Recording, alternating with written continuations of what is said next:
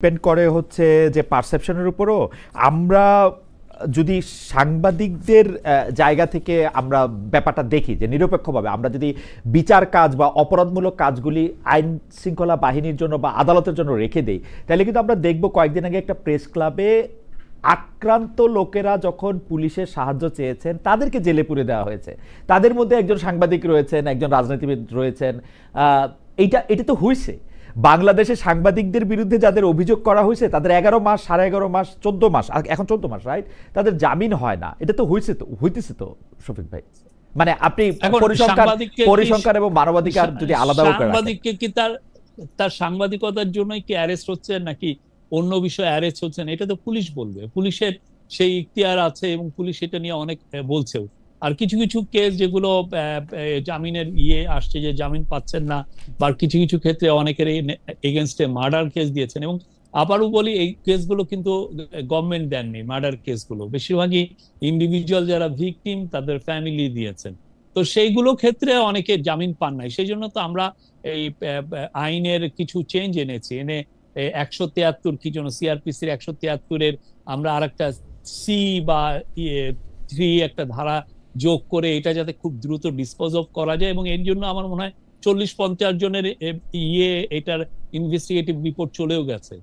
এটা নিয়ে তো কাজ হচ্ছে না। কিন্তু জনাব শফিকুল আলম, আপনি মানে সাংবাদিকতায় আপনি কি করেছেন সেটা আমরা সবাই জানি, যে আপনি আসলে এই 3 দশকের সময় ধরে আপনি সাংবাদিকতা করছেন। এই সময়ের মধ্যে আপনি যদি বলেন যে সরকার মামলা দেয় নাই, সেইটা কি আমরা এটা নিতে পারবো? আমরা তো দেখতে পাচ্ছি যে সরকার যেইটা চাইতেছে, মানে সরকার যখন যা চাচ্ছে তার বিরুদ্ধে মামলাটা নেওয়া হচ্ছে বা মামলাটা থাকতেছে, কারণ অ্যাটর্নি জেনারেল অফিস থেকে না, এটা আমার মনে হয় আপনি আরো ইনভেস্টিগেট করেন। সাংবাদিকগুলোর বিরুদ্ধে যে মামলাগুলো হয়েছে সেখানে যদি সরকারের কোনো সম্পৃক্ততা পান আপনারা রিপোর্ট করেন।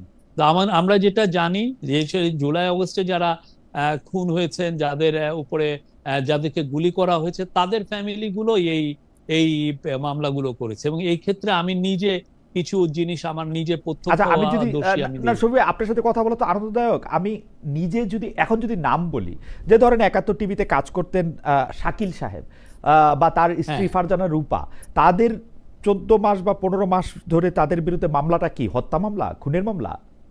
এটাকে আপনি দেখেন না, এটা তো এটাই তো বললাম যে ইন্ডিভিজুয়াল কেউ মামলাটা দিয়েছেন, আমরা তো দেই নাই, সরকার দিয়েছে। আপনি জানেন, মানে সরকারকে এতে প্রভাব বিস্তার করতেছে যাতে তাদের জামিন না হয়। বা কয়েকদিন আগে যে এই যে মঞ্জুরুল আলম পান্না বা ঢাকা বিশ্ববিদ্যালয়ের শিক্ষক হাফিজুর রহমান কার্জন, আপনার বন্ধুই হবেন হয়তো বা আপনার সমবয়সী আমাদের, তো কার্জন আমার বন্ধু না, কার্জনের বিষয়ে আমি অত ভালো জানি না। আচ্ছা, উনি বিশ্ববিদ্যালয়ের শিক্ষক, আগের গভর্নমেন্টের খুব ক্লোজ ছিলেন, এটা জানি। মানে আগের গভর্নমেন্টের ক্লোজ ছিলেন, সে ঠিক আছে, মানে সেটা তো আর মানে তার বিরুদ্ধে প্রসিডিংস এর কারণ হইতে পারে না। বাট আমরা তো এটা বলছিও না।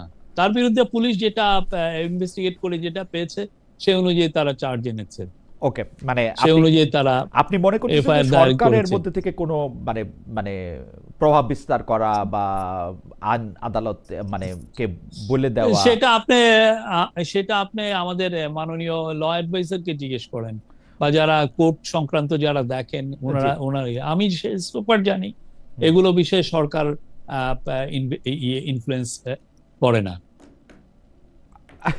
আচ্ছা, এগুলির ভিতরে সরকার ইনফ্লুয়েন্স করে না। তো আমরা তাহলে পরবর্তী প্রসঙ্গে যাওয়ার আগে আমি এই বিষয়ে একটু একটু বলতে চাই যে আপনি কি মনে করেন যে মানে আমরা যদি এটা এখন ইনভেস্টিগেট করে দেখতে চাই যে সরকার আসলে ইনফ্লুয়েন্স করতেছে বা করতেছে না, তো সেই ক্ষেত্রে আপনি একটা পরামর্শ দিলেন যে আমরা ল অ্যাডভাইজারকে জানতে চাইতে পারি। তো ল অ্যাডভাইজার কাছে জানতে চাইলে ল অ্যাডভাইজার বলতেছেন যে না, এটা করতেছেন না। কিন্তু আমরা মানে আর কি করতে পারি? আপনি আমাদেরকে একটু বলবেন যে এটার মধ্যে থেকে আমরা কি ইনভেস্টিগেট করলে বা কি করলে আমরা জানতে পারবো। কারণ আমি আমার জায়গাটা বলি, কারণ আমি দেখতেছি কোর্ট জামিন দিতেছে না, যেখানে জামিন পাওয়া তার অধিকার।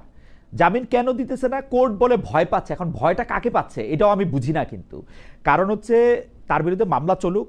আমি এটা চিফ জাস্টিস সাবেক, তার ক্ষেত্রেও এটা দেখছি যে তারা আসলে মানে মামলাটা করতেছে হচ্ছে খুনের, কিন্তু তার বিরুদ্ধে অভিযোগটা হচ্ছে সংবিধানকে ডিস্টর্ট করার, সংবিধানের ওথকে এটা করার।